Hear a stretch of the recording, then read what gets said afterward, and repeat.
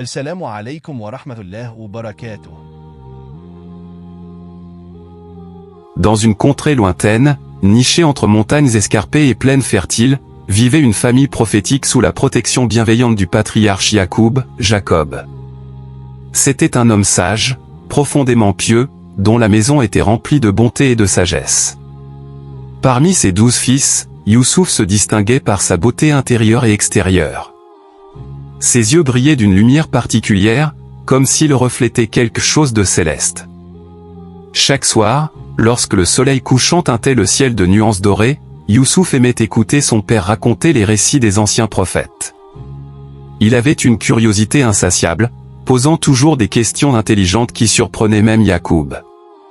Mais ce n'était pas seulement ses talents intellectuels qui attiraient l'attention, c'était aussi sa gentillesse naturelle, sa compassion pour les autres, et une certaine aura mystique qui semblait l'envelopper. Un soir, alors que la nuit tombait doucement, Youssouf fit un rêve extraordinaire. Il courut vers son père, excité, et lui raconta. « Le père, j'ai vu dans mon sommeil 11 étoiles scintillantes, ainsi que le soleil et la lune, se prosterner devant moi. » Yacoub, habitué aux visions divines, sentit immédiatement que ce rêve n'était pas banal. Il prit Youssouf dans ses bras et murmura gravement. « Oh mon cher enfant, ne révèle jamais ce rêve à tes frères. Ils pourraient mal interpréter ces symboles et nourrir de la jalousie envers toi. » Les mots de son père restèrent gravés dans l'esprit de Youssouf, mais il ne comprit pas pleinement leur importance à ce moment-là. Les regards froids de certains de ses frères, leurs chuchotements moqueurs lorsqu'il pensait qu'il ne les entendait pas, commencèrent à peser sur lui. Pourtant, il demeurait innocent, ignorant encore des conséquences terribles que susciterait ce simple rêve. La jalousie des frères envers Youssouf grandissait jour après jour. Ils étaient non seulement envieux de son charisme naturel, mais aussi de l'amour préférentiel que leur père lui portait. Certains soirs, assis autour du feu, ils discutaient à voix basse de leur frustration.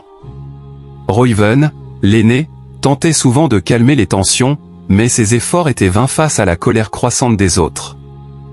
Un matin, ils proposèrent à leur père d'emmener Youssouf avec eux pour une journée de jeu loin de la maison. Yacoub hésita, inquiet pour la sécurité de son fils bien-aimé, mais finalement, il accepta.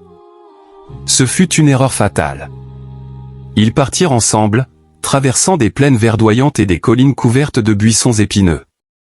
Leur route les mena près d'un puits abandonné, entouré de rochers abrupts. Là, les intentions des frères devinrent claires. Ils encerclèrent Youssouf, le saisirent brutalement, et avant qu'il ne comprenne ce qui se passait, ils l'avaient jeté au fond du puits sombre et humide. Youssouf hurla désespérément, appelant à l'aide, mais ses cris retentirent vainement dans le vide. Dans cette obscurité totale, il ressentit pour la première fois une peur viscérale, mêlée à une immense solitude. Mais même dans ces ténèbres, il trouva en lui une force inattendue. Il se rappela les enseignements de son père et la promesse divine qu'il avait apprise dans les récits des prophètes, Dieu est toujours présent, même dans les moments les plus sombres. Pendant ce temps, les frères revinrent auprès de leur père, rapportant la tunique de Youssouf tachée de faux sang. Ils prétendirent avoir trouvé son vêtement déchiré près d'un buisson, couvert de traces de griffures animales. L'un loup l'a dévoré, mentirent-ils avec aplomb. Yacoub, accablé par la douleur, refusa de croire complètement à cette histoire. Il pleura jour et nuit, refusant de manger ou de dormir. Son cœur restait suspendu à un espoir secret, malgré les apparences. Au fond du puits, Youssouf était plongé dans un silence oppressant. L'eau suintait des parois rocheuses, formant de petites flaques autour de lui. Chaque goutte qui tombait semblait résonner comme un tambour funèbre. Au début, il cria jusqu'à perdre la voix, espérant qu'on vienne le sauver. Mais peu à peu, ses forces l'abandonnèrent, et il se résigna à attendre. C'est dans cet isolement total que Youssouf commença à méditer profondément. Il repensa à son rêve, à la vision des étoiles, du soleil et de la lune se prosternant devant lui. Comment cela pouvait-il se réaliser si sa vie s'arrêtait ici, dans ce trou noir? Il se demanda pourquoi Dieu permettait une telle injustice. Pourquoi ceux qu'il aimait le plus avaient-ils agi ainsi? Mais au lieu de succomber à la colère ou au désespoir, il choisit de placer toute sa confiance en Allah. Chaque goutte d'eau qui tombait sur son visage devint une bénédiction divine, une promesse qu'il survivrait. Il pria silencieusement, demandant patience et guidance. Et c'est ainsi qu'il resta, seul mais fort, jusqu'à ce que le destin décide de le libérer. Des jours passèrent avant qu'une caravane de marchands passe près du puits. Intrigués par les bruits étouffés provenant de l'intérieur, ils descendirent un seau pour vérifier. À leur grande surprise, ils découvrirent Youssouf, affamé mais encore vivant.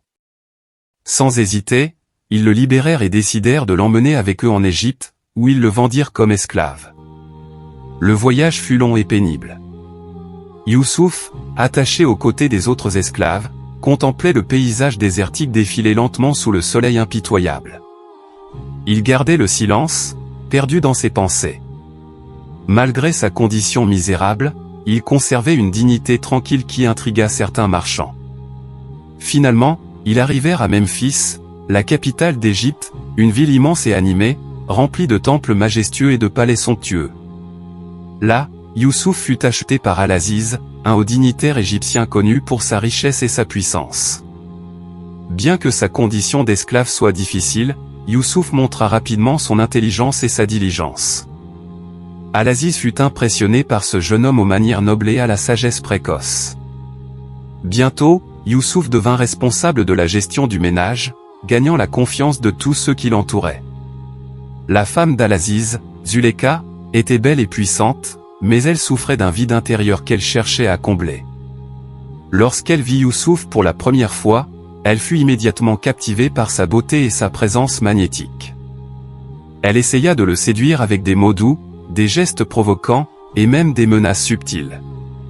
Elle l'appelait dans ses appartements privés sous prétexte de diverses tâches domestiques, puis tentait de l'embrasser ou de le toucher.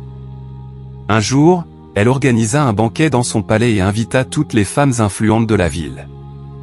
Pendant le repas, elle distribua des couteaux à chacune des invitées et ordonna à Youssouf de passer devant elle. Lorsqu'il le fit, les femmes, subjuguées par sa beauté, coupèrent involontairement leurs mains avec les couteaux, tant elles étaient fascinées. Mais Youssouf restait inflexible. Un jour, alors qu'ils étaient seuls dans une pièce isolée, Zuleyka insista une fois de trop. Youssouf, voyant qu'il n'y avait aucun moyen d'échapper sans compromettre son honneur, s'écria avec ferveur. « Et que Allah me préserve de cela. Tu proposes un acte abominable. Si je succombais, je commettrais une faute grave et trahirais la confiance de celui qui m'a offert refuge. » Furieuse de son rejet, Zuleyka accusa Youssouf de tentative de viol devant son mari. Malgré son innocence, il fut condamné à l'emprisonnement. Ce fut une injustice cruelle, mais Youssouf savait que tout événement, bon ou mauvais, faisait partie du plan divin. En prison, Youssouf continua à briller par sa vertu et sa sagesse. 2 prisonniers vinrent le consulter pour interpréter leur rêve. Le premier rêvait de presser du raisin, tandis que le second voyait des pains voler hors de son panier. Youssouf expliqua calmement. Celui qui presse du raisin sera libéré et servira à nouveau son maître, tandis que celui dont les pains s'envolent sera exécuté. Ces prédictions se réalisèrent, confirmant son don exceptionnel. Plus tard, lorsque le roi d'Égypte eut un rêve mystérieux, cette vache grasse dévorée par cette vache maigre, on appela Youssouf pour l'interpréter. Il expliqua avec clarté. Et cette année d'abondance seront suivies par cette année de famine. Il faut stocker les surplus pendant les bonnes années pour survivre ensuite. Impressionné par sa perspicacité, le roi nomma Youssouf ministre du Trésor, plaçant entre ses mains les richesses de tout un pays. Devenu l'un des hommes les plus puissants d'Égypte, Youssouf organisa la distribution des vivres pendant la famine avec une diligence exemplaire. Son rôle de ministre du Trésor lui avait conféré une autorité immense, mais il restait humble et pieux, toujours conscient que sa réussite était avant tout un don divin. Il travaillait sans relâche pour assurer la survie non seulement du peuple égyptien, mais aussi de tous ceux qui venaient chercher refuge dans ce pays fertile. Pendant plusieurs années, Youssouf vécut dans une prospérité relative, entouré de respect et d'admiration. Mais son cœur gardait toujours une place pour ses origines et pour sa famille perdue. Chaque soir, lorsqu'il contemplait les étoiles depuis son palais, il pensait à son père Yacoub, dont les yeux avaient perdu leur lumière après sa disparition prétendue. Il priait silencieusement, espérant un jour revoir ceux qu'il aimait. C'est alors que le destin décida de bouger les pièces du jeu. Une grande famine frappa la région où vivaient ses frères et leurs familles. Affamés et désespérés, ils entendirent parler de l'abondance en Égypte et décidèrent de faire le voyage jusqu'à Memphis pour demander de l'aide. Ignorant de tout ce que Youssouf avait accompli depuis leur trahison, ils se présentèrent devant lui comme des suppliants, ne reconnaissant pas leur ancien frère sous ses riches habits et son titre prestigieux. Lorsque Youssouf vit ses frères pour la première fois depuis tant d'années, il ressentit un mélange de sentiments complexes. D'un côté, il y avait la douleur des souvenirs passés, les blessures infligées par leur jalousie et leur cruauté. De l'autre, il éprouvait une profonde compassion pour ces hommes qui étaient venus chercher aide et protection. Il décida de les mettre à l'épreuve, non par vengeance, mais pour tester leur repentir et leur transformation. Il ordonna que leur sac soit rempli de grains, mais insista pour qu'ils laissent Benyamin, son frère cadet, derrière eux en garantie. C'était une manœuvre calculée, conçue pour voir comment ils réagiraient face à cette nouvelle séparation familiale. Les frères repartirent donc vers leur maison, chargés de provisions, mais accablés par l'idée d'avoir abandonné un autre frère. Peu après, Youssouf fit porter une fausse accusation contre Benyamin, affirmant que celui-ci avait volé un objet précieux du palais. Les frères furent contraints de retourner en Égypte pour défendre leur innocent jeune frère. Lorsqu'ils revinrent, Youssouf les reçut dans son palais, les regardant droit dans les yeux avec une intensité qui les mit mal à l'aise. Finalement, incapable de contenir davantage la vérité, il leur révéla son identité. « Je suis Youssouf, votre frère que vous avez vendu autrefois. » Les frères furent pétrifiés. Leur monde s'effondra autour d'eux. Ils baissèrent la tête, honteux et terrifiés à l'idée de la vengeance imminente. Mais Youssouf, loin de nourrir de la rancune, leur pardonna avec une bonté inattendue. Il leur dit avec douceur: « Aujourd'hui, je ne cherche ni vengeance ni rançéure. Retournez auprès de notre Père et amenez-le-moi. Dieu a transformé vos mauvaises actions en bienfaits. Ce que vous avez fait dans votre ignorance a conduit à ma gloire actuelle. » Les frères, bouleversés par sa générosité, pleurèrent de remords. Ils comprirent que Youssouf n'était plus le même garçon qu'ils avaient jeté dans le puits. Il avait grandi, non seulement en statut et en richesse, mais aussi en sagesse et en vertu. Ils retournèrent chez leur père avec la bonne nouvelle, apportant avec eux une tunique que Youssouf avait envoyée pour prouver qu'il était bel et bien vivant. Yacoub, accablé par la douleur depuis toutes ces années, fut rempli de joie lorsque ses fils lui racontèrent leur rencontre avec Youssouf. En posant la tunique sur son visage, il retrouva miraculeusement la vue, comme si le contact de son fils bien-aimé avait dissipé les ténèbres qui pesaient sur lui depuis si longtemps. Avec un cœur léger, il prépara son voyage vers Égypte pour rejoindre Youssouf. Lorsque Yacoub arriva enfin au palais de son fils, c'était un moment d'une beauté indescriptible. Le patriarche, vieilli mais toujours plein de dignité, marcha lentement vers Youssouf, qui s'avança à sa rencontre. Ils s'étreignirent longuement, pleurant de bonheur. Toute la famille était réunie, les liens brisés étant maintenant solidement recousus. Dans un moment poignant, Youssouf vit ses frères se prosterner devant lui, accomplissant ainsi la prophétie de son rêve d'enfance. Ce geste symbolique marqua la fin de leur cycle de jalousie et de trahison, et le début d'une nouvelle ère de paix et d'harmonie. Youssouf sut alors que tout ce qu'il avait traversé, l'injustice, la solitude, la tentation, avait été guidé par la main divine. Après cette réconciliation, Youssouf continua à gouverner Égypte avec sagesse et justice. Sa position de pouvoir ne corrompit jamais son âme, au contraire, elle renforça ses valeurs fondamentales de piété, de patience et de pardon. Sous son administration, le pays connut une période de prospérité durable, et son nom devint synonyme de leadership exemplaire. Mais Youssouf ne se contenta pas de régner sur un royaume terrestre. Il consacra également une grande partie de son temps à enseigner les principes spirituels aux habitants d'Égypte. Il partageait ses expériences personnelles, montrant comment la foi et la résilience pouvaient transformer même les moments les plus sombres en triomphe. Ses sermons touchèrent des milliers de personnes, qui trouvèrent dans ses mots une source d'espoir et de guidance. Youssouf passa ses dernières années entouré de sa famille, profitant pleinement de la joie de leur réunion. Yacoub, bien que vieux et fragile, resta un pilier de sagesse pour toute la communauté. Ensemble, ils continuèrent à transmettre les enseignements divins à travers leurs actions et leurs discours. Un jour, alors que Youssouf méditait seul dans son jardin, il eut une vision claire de son parcours. Il réalisa que chaque étape de sa vie, aussi difficile soit-elle, avait eu un but précis. Le plus obscur, la tentation de Zuleka, l'injustice de la prison, et même la séparation d'avec sa famille avaient tous contribué à façonner l'homme qu'il était devenu.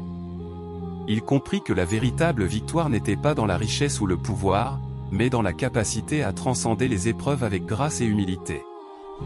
Avant sa mort, Youssouf rassembla ses frères et leur transmit un dernier message. Il leur rappela l'importance de la foi, de la patience et du pardon.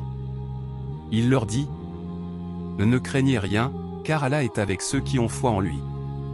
Quels que soient les défis que vous rencontrerez, souvenez-vous que sa miséricorde est infinie. Soyez des modèles de justice et de compassion pour ceux qui vous entourent. Les paroles de Youssouf restèrent gravées dans les cœurs de ses frères et de tous ceux qui les entendirent. Après sa mort, il fut enterré avec honneur, et son histoire devint une légende qui inspira des générations entières. Ainsi, Youssouf acheva sa vie en tant que modèle de vertu et de sagesse. Son histoire est une leçon universelle pour tous, même dans les moments les plus sombres, la lumière de Dieu guide ceux qui lui font confiance. Elle nous apprend que la patience, le pardon et la foi peuvent transformer même les épreuves les plus difficiles en triomphe. Et ainsi, Youssouf devint une figure emblématique, un héros dont la vie reste une source d'inspiration pour les générations à venir. Sa transformation, depuis l'enfant innocent jusqu'au gouverneur sage et miséricordieux, illustre comment la foi, la patience et le pardon peuvent conduire à la véritable grandeur. L'histoire de Youssouf nous enseigne plusieurs vérités universelles qui peuvent guider notre propre chemin. La force de la foi, même dans les moments les plus sombres, Youssouf a toujours placé sa confiance en Dieu. Cette foi inébranlable lui a permis de surmonter toutes les épreuves, montrant que la spiritualité est une ancre essentielle dans les tempêtes de la vie. La valeur du pardon, plutôt que de chercher vengeance contre ses frères, Youssouf a choisi de pardonner. Ce geste noble non seulement a apaisé son cœur, mais a également permis la réconciliation et la guérison de sa famille. Le pardon est une puissance transformante qui libère autant celui qui pardonne que celui qui est pardonné. La patience comme vertu, tout au long de son voyage, Youssouf a fait preuve d'une immense patience. Que ce soit dans le puits sombre ou en prison, il n'a jamais perdu espoir. La patience est une qualité qui permet de transformer l'adversité en opportunité. La destinée divine, chaque événement de la vie de Youssouf, aussi injuste ou cruel qu'il puisse sembler, avait un rôle dans la réalisation de son destin prophétique. Cela nous rappelle que derrière chaque épreuve se cache souvent une intention divine plus grande que nous ne pouvons comprendre immédiatement. En conclusion, l'histoire de Youssouf est bien plus qu'un simple récit biblique ou coranique, c'est un guide pratique pour naviguer dans les hauts et les bas de la vie. Elle nous apprend que chaque difficulté peut être transcendée par la foi, la patience et le pardon, et qu'au final, tout concourt à notre bien lorsque nous plaçons notre confiance en une puissance supérieure. Si cette histoire vous a inspiré, n'hésitez pas à soutenir notre chaîne en vous abonnant. En rejoignant notre communauté, vous aurez accès à davantage de contenu riche en inspiration et en savoir, comme cette magnifique exploration du parcours de Youssouf. Votre abonnement est un vote de confiance pour continuer à partager des récits qui élèvent nos âmes et éclairent nos chemins. Et surtout, prenez un moment pour laisser un commentaire. Partagez vos pensées, vos ressentis ou même une leçon que vous avez tirée de cette histoire. Vos retours sont précieux pour nous aider à créer encore mieux et à toucher davantage de cœurs. Merci d'avoir suivi ce voyage avec nous. Que la lumière de Youssouf continue de briller dans votre vie, éclairant vos propres défis et victoires. À très bientôt pour de nouvelles aventures spirituelles.